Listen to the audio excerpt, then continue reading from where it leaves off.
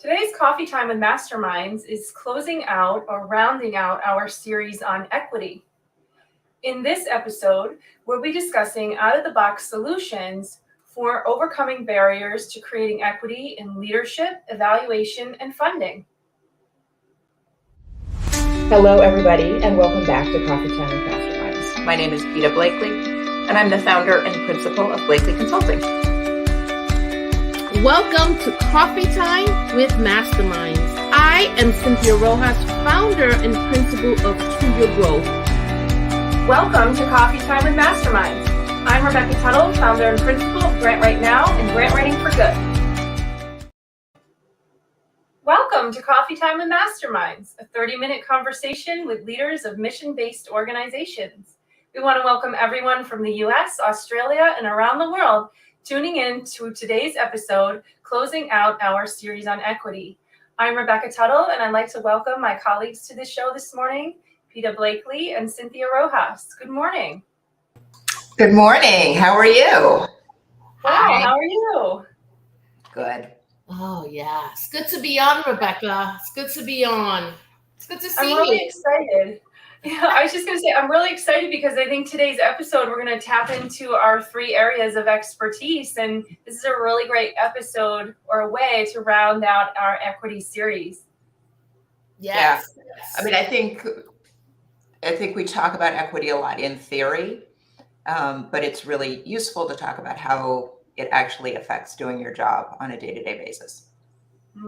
Yeah. I mean, one thing we learned also from doing the series is we can talk about equity all the time. It really cuts across every aspect of our lives, right? Mm-hmm. And the idea of equity is also, it's wide, it's deep. So we've had great conversations, really great conversations. Absolutely. Can we talk about how do you ensure equity or balance of equity in leadership, Cynthia? Yeah, so we're starting with leadership, huh? So, there is this early theories of leadership used to claim that there is one person at the top who was born for that role. We've done away with that, right? And what leadership has evolved to is this idea of shared leadership or distributed leadership, right? Where it's not really about one person, but bringing others to the leadership process, right? So I hear a lot that leadership is a process and not so much a role, and making it a verb, and really giving your staff the tools to engage in leadership activities such as decision-making, autonomy, problem solving, right? And one of the things that the pandemic has lifted for a lot of leaders is that those who tended to be really leader-centric actually had to delegate decision-making. And they are forever changed because of that, right? So to your question, balance is really important. And I'm going to pause there because I know you have other questions, and we'll definitely come back and expound on leadership. It's interesting that you use the word leadership as a verb, and you emphasize this to say so. As I was prepping for the show, I was, how we prep the show, we write out our thoughts in our notes. And one of the thoughts that came to mind was in organizations that is led by equity versus an organization that is leading with equity. And, all the research, and really it makes the most sense to be in the verb form, to lead with equity, because the way that we've maybe historically led with equity or been led with equity is something of the past, and it's something that is continuously evolving when we talk about equity. So to Peter's point about we could go on a long time with equity as a topic, absolutely, but we should be using it in the verb tense. Mm-hmm. Love that. That's interesting. Yeah, it's an ongoing practice, right? These are not issues that anybody can solve in one go. It's something to address over and over in every decision. I love that. An ongoing practice. Yeah, there's no destination. There really is no destination. It is just our way of being. Love that. That is neat. So when there are inequities in leadership, what does that look like? Oh, yeah. Well, it looks like a centralized group of people making decisions without using data or engaging the thoughts of other people. So we see this a lot in big corporations where decisions get made, right? So right now we're gonna these people are going to work from home. These people are going to work in the office. And these are the criteria. And no one engaged others in a conversation about the impact of that, especially since, let's not forget, we are still in a pandemic, right? And so that's important for leaders to understand. So this idea of just dictating or using a small group of people who I would probably bet are homogenous, right? Because many leadership teams lack diversity. And yet, what they decide is really powerful or has powerful influence over people's lives at every level. And Peter's always reminding us, let's not forget that front desk person, right? So, and so I don't want to assume that it's just an office. For some reason, I have this vision in my head of Home Depot. I don't know why I'm thinking of Home Depot. I do not go to Home Depot much. I do not fix things, but I'm thinking about Home Depot, right? And you want to think about the person who welcomes you when you first walk into the store, or the person at the register, and getting their input, right? So let's decentralize decision making. And for many nonprofits, that was forced upon them during the pandemic. Yeah, I mean, the pandemic helpfully upended a lot of the ways that we had traditionally done our work. Yeah. And we've always done it that way ceased to be a really good excuse when everything was changed and different. And that's a real opportunity, right? Yeah. And Rebecca, you want some out of the box thinking. I once proposed this to a CEO. It did not go well. Talk about us really holding on to traditional ways of being. I was having a conversation and she was really she was really stuck because she needed to put a group of people together, but she didn't want to offend, not inviting other people. And not everybody who she wanted in her cabinet for this initiative was a leader. So she was paying attention to how leaders would interpret her inviting a member of their team and not them. And so I asked her, I said, well, how about if you do away with titles? She said, well, right. I said, why do we have titles? They don't even make sense. Like, what if you had a organizational culture where everybody had the same title or didn't have the same title, and that you were brought into teams based on your skills and competencies, and you did away with titles? Of course, you would have to think about performance management and all that good stuff, but I thought that was really out of the box thinking. No one has ever taken me up on that offer. But many of our listeners know. I suspect that that's because the person who's going to make the decision has the title CEO. Yes. My point exactly. And so, but if anybody knows of an organization who does this, and we see it a lot in startups, really small startups, where everybody's just rolling up their sleeves. But that's not exactly what I'm talking about. I'm talking about an organizational culture where work or who participates at quote unquote the table is not driven by your title, but is driven by your competency, your skills, or what you can contribute to the project. That also has to do with efficiency. If you have a team and all the leaders are sitting around the table and they lack a certain competency or skill, and someone who's not in the leadership department has that skill, has that talent to offer, why not bring them into the table? Why not, instead of proceeding with a deficiency, which you could meet if you just put another chair at the table or two, right? I mean, it sounds so simple, but I think there is an element of threat there where, well, you know, what's going to happen to me if I don't have this skill and everyone looks to me as a leader and we bring someone in who's a non-leader? I've seen that a lot where there's a threat there.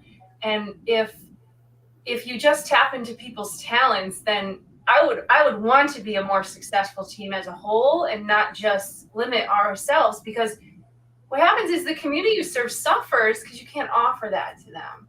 Yeah. Right. It's a really interesting scenario. I see that a lot in my work with. Yeah, I'm sure. Yeah, I mean, and this is really fundamental to how the not-for-profit sector was founded, right? That it was people who did not have lived experience solving this for the people who did have lived experience of the problem, right?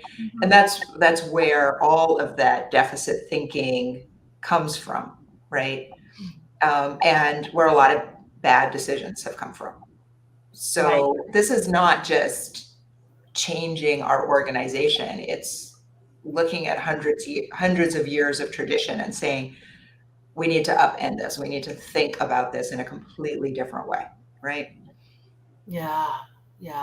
I'll tell you a short story, because it's really this experience has really helped frame how I look at things, and really how to center equity, ensure that I center equity in all that I do. I worked with an organization where they needed to do some cutting of costs because of budgetary reasons. And so the CFO, who was an investor in his previous life, thought that really the biggest hit to the organization was health insurance. And so that if we redesigned that package, that we could do, that we could save money. We wouldn't have layoffs, we wouldn't have furloughs, anything like that. And so the rest of the leaders felt like this was the only way to go. And what it did, however, is that it created a compensation package where there was a huge deductible, where employees had to pay a larger premium. And it didn't occur to anybody, but they later realized, almost like 2 years later, that individuals were exiting because they couldn't afford to pay for the health insurance. One decision had a huge impact on this organization, and they never surveyed the staff. And what they learned after they started seeing this high turnover is that the staff started to look like the profile of the very people that they were serving, right? And so the staff were also grappling with poverty issues and things of that nature. And staff just couldn't work in that environment. Well, he didn't save the money. He transferred the cost to the staff. Yeah. Thank you. And so maybe that was the only thing to do. I would never know, but I do know that they did not survey the staff. I do know that they didn't do post surveys either to check in how people were doing. There was no acknowledging that this would burden staff. And they suffered one decision, and they suffered greatly for it for years. Yeah. It's interesting because when your leadership, your top tier leader, makes more than 10% of your annual budget in their salary, and then you see things like that occur, that's inequity, I believe. You know, and if we could just maybe balance out the top, and then you wouldn't be passing that along, because that hurts. And now not only are you working for health insurance, but you're working to pay for health insurance. And with the inflation that we're experiencing right now, it's almost not worth it. And please take this with a grain of salt, but it's almost not worth it to work if you're not making ends meet by working. Now, I'm not suggesting people leave their jobs. I don't want to go there. But that's something that we should take a look at. Is, you know, it's we've done a whole series on the Great Resignation and all the ways in which workers find it's just not worth it to them to work under certain circumstances. It's Yeah. a difficult Yeah. one. Yeah. Okay, Peta. Yeah. Organizations, they Yeah. tend to rely on the same data because it's easy to get, right? We ask the same questions every year, annually, but we also share the same data every year. So how can organizations ensure that their data collection and their reporting is more reflective of the community's needs?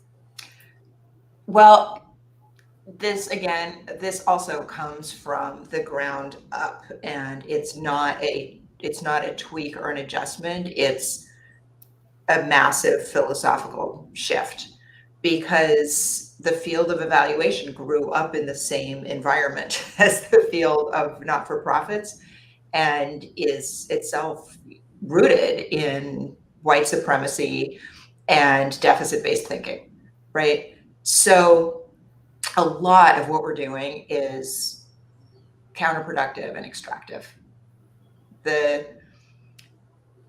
Here are some of the ways. So one is we measure things that are bad and are deficits. We rarely find ways to measure strengths. We ask for a lot of data from people. We ask them to constantly be filling in forms, and we don't necessarily justify how we're using the time, right? We need to value individuals' time, even when they are living in conditions of poverty. Their time is still valuable, and they don't owe us any data or any information.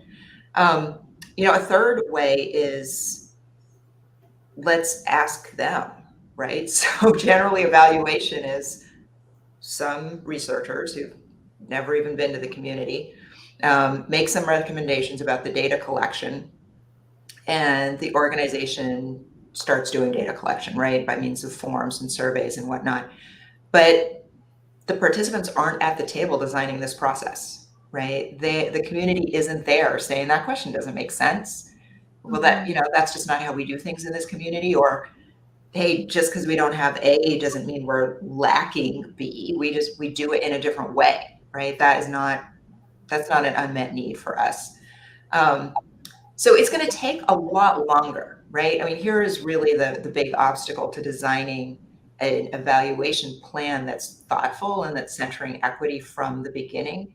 Is it's going to take a lot longer than just designing your survey and sending it out. It's going to mean getting input on the evaluation plan, getting input on the questions themselves, getting input on the tools, maybe hiring from the community to do data collection, hiring from the community to do what I call meaning making, where people look at the data and figure out how to interpret it and how to talk about it and what it means for the organization.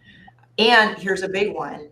If members of the community are on your evaluation team, you've got to pay them, right? They are bringing their expertise and their time to this process.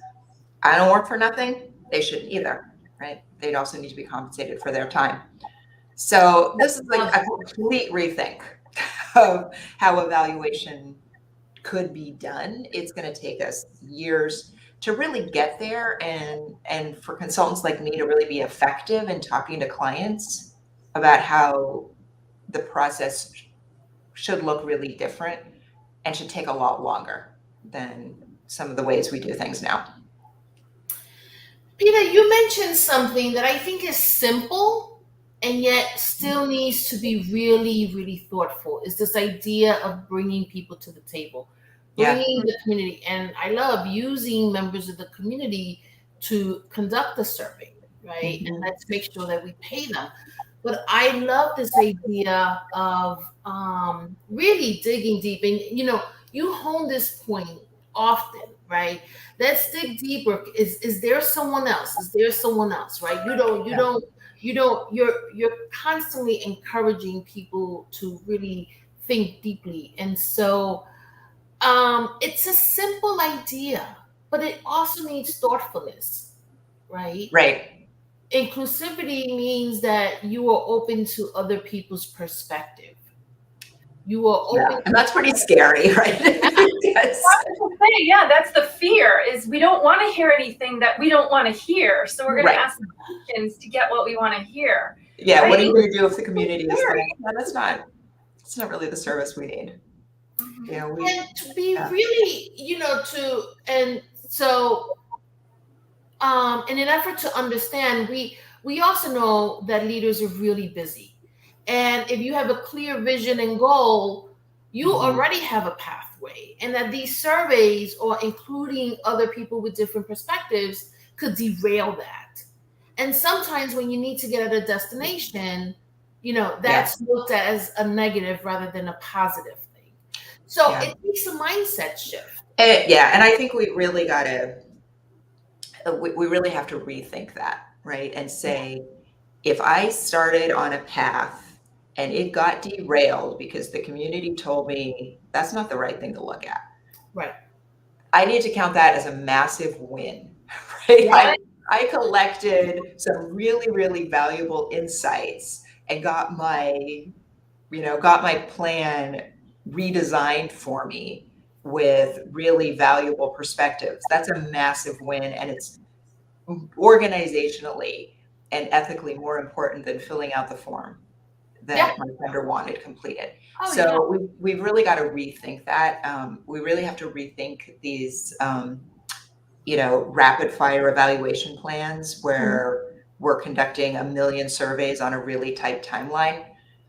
It's just not productive, right? Let's do one well instead of trying to do all of them at once, right? I love that. Yeah. Yesterday, I was having a conversation with an ED who is wanting to really deepen the work in her organization around DE&I.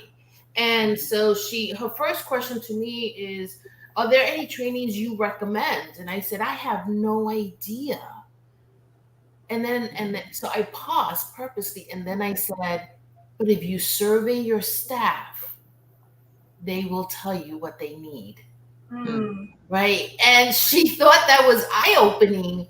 And it's not. Again, simple. It has to be thoughtful though, right? But simple. And I think if your greatest takeaway from this show is ask others, then I think you're on the right path. Yeah. Rebecca, I'm interested from a fundraising perspective though. What does it look like? So just really quick, going to what we're talking about now, is that when you have those aha moments, when you have the community tell you something that you didn't know, and that's the big win moment, that's when you should be reporting back to the funder.